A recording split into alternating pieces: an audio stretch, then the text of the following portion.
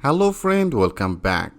In this video, I'm going to discuss about that component. So what is exactly that component? So component is one of the part, like here there is also one of the part and there is only one component.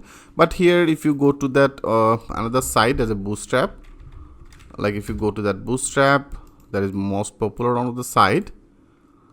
Into the bootstrap, here you can see there is actually one of the header. So header will be one of the component. If you go to that documentation, there is a sidebar will be another component, and that part will be another component.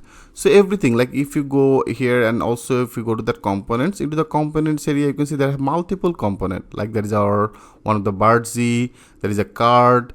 So into the when we use some of the card in your page, so that will be one of the component. And also if you go to that form, so into the page, if you want to load some of the form, that will be one of the component.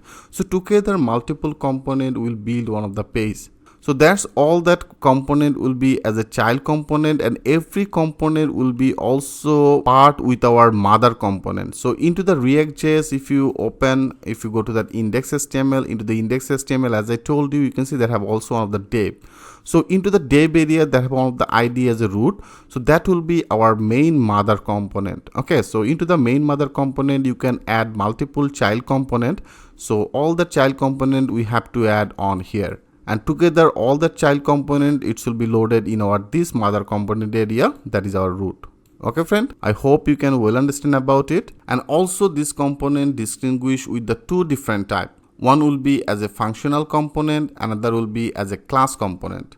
So how can create that functional component and also how can create the class component? So step by step I will show you everything with the live example.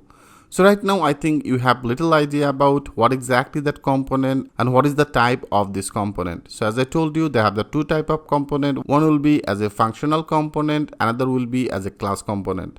So how can create the functional component? In our next video, I will show you that things with a live example.